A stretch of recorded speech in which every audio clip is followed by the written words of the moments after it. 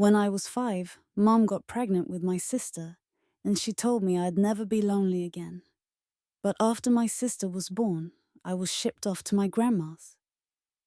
Just like that, I became the unwanted child. Grandma passed away when I was 13. My parents, having no other choice, brought me back home. At the time, my little sister Tiffany, who was 5 years younger than me, threw a fit, screaming at me to get out. She said it was her house. Mom looked awkward and told me, "Honey, Tiffany's still little, and she doesn't like strangers in the house. Maybe you could stay with your aunt for a while." It wasn't a request. It was a done deal. Because Tiffany didn't like strangers, I ended up living with my aunt for the next 10 years. When I was 23, I moved back into the Miller home.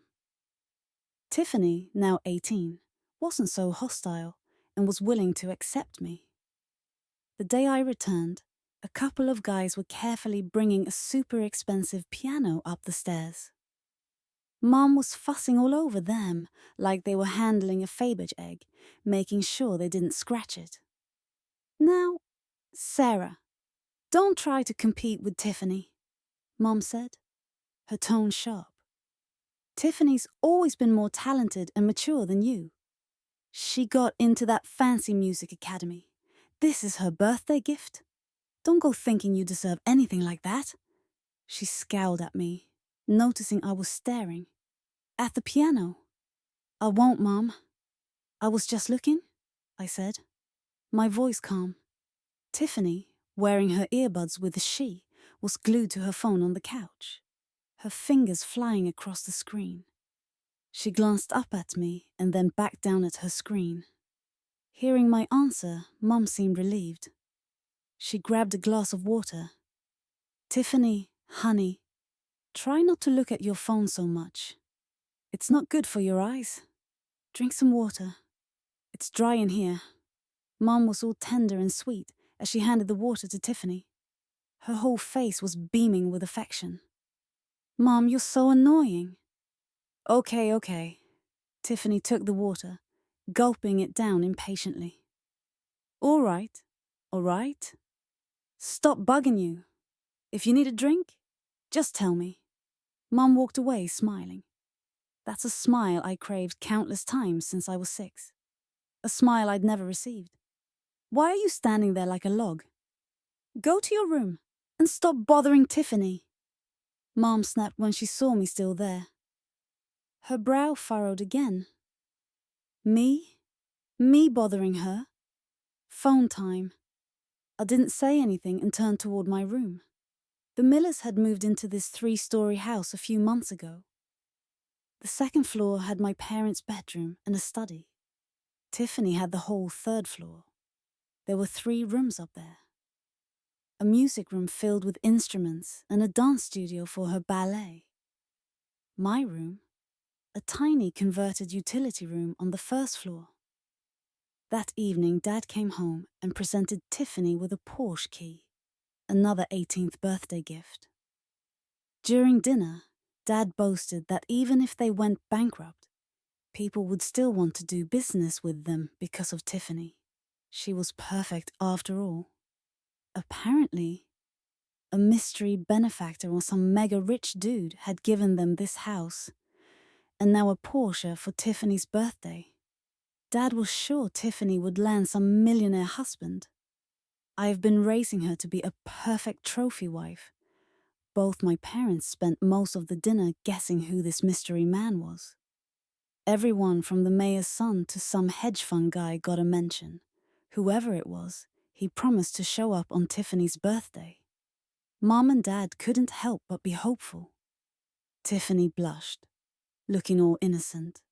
She even threw me into the mix. "I think Sarah is the talented one. She finished college early and got a job. She's making her own money." I'm still spending Mom and Dad's money. She said this like she was genuinely sorry. I frowned, shooting her a look. "Oh, I'm sorry, Sarah. Did I say something wrong? Are you upset?"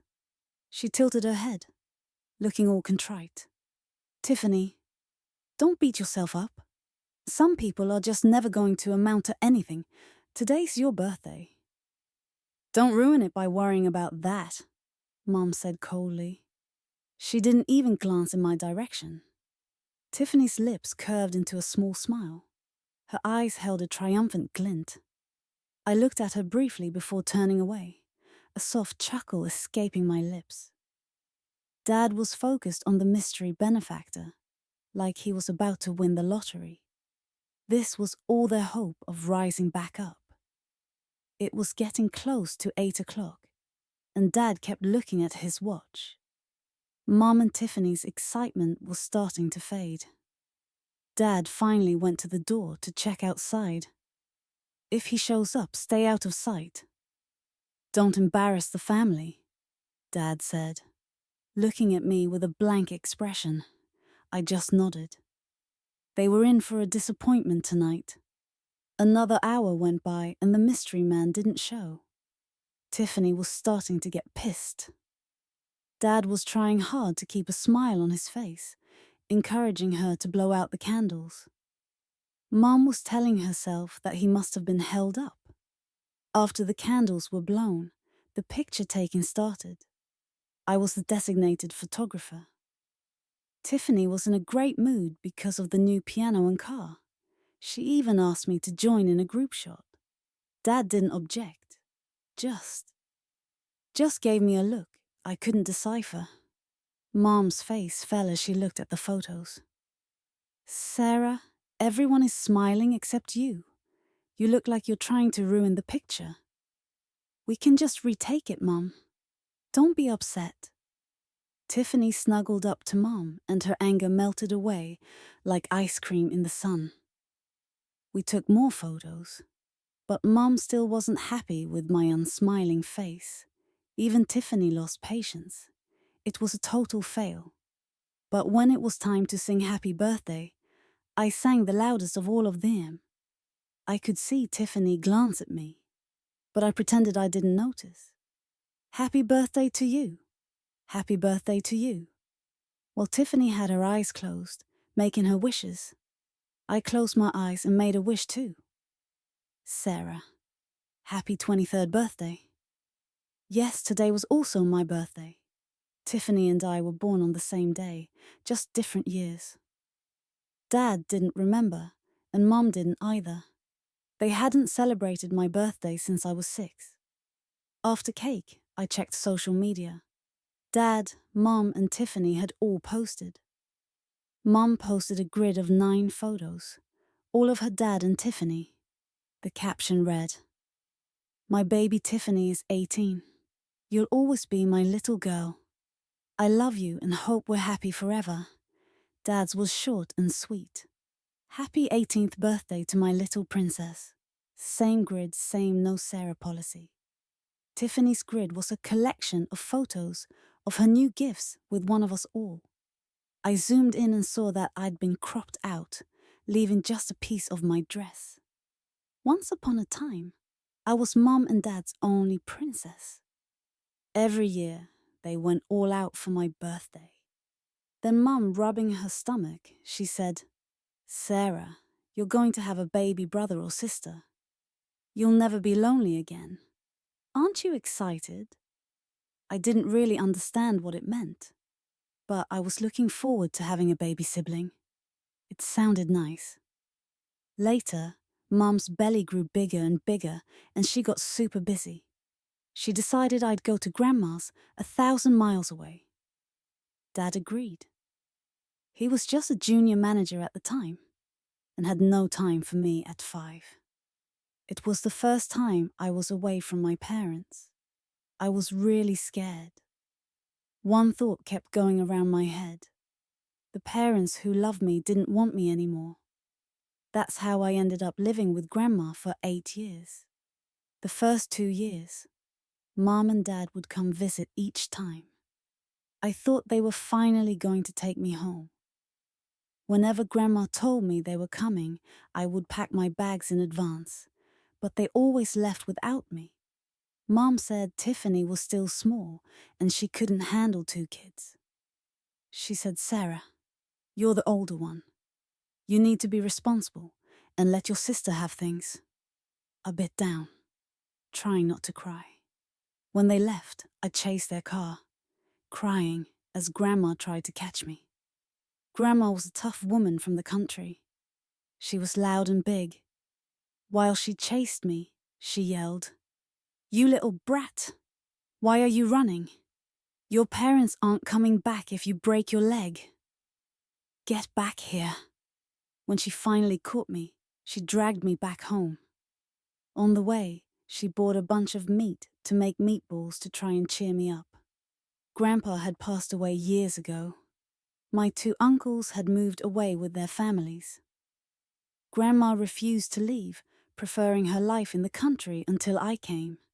When I first arrived, she sighed all the time, saying she had no life left. She acted like I was a burden to her. She was not raising her granddaughter, but rather her own tormentor. I was really picky. I took showers every day. Grandma thought I was ridiculous. She said people from the country didn't act so fancy. Taking showers every day was a waste of wood. I was stubborn, and we had a war of wills over it. I wouldn't go to bed unless I got a bath. Grandma finally gave in, grumbling the whole time while getting the water ready. Grandma wasn't very hygienic.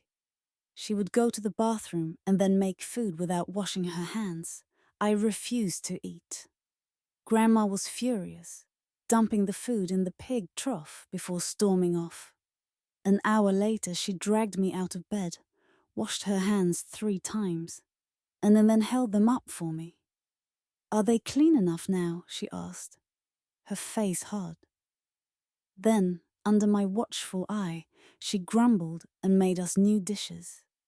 She made sure to scrub the pot 3 times while rolling her eyes at me.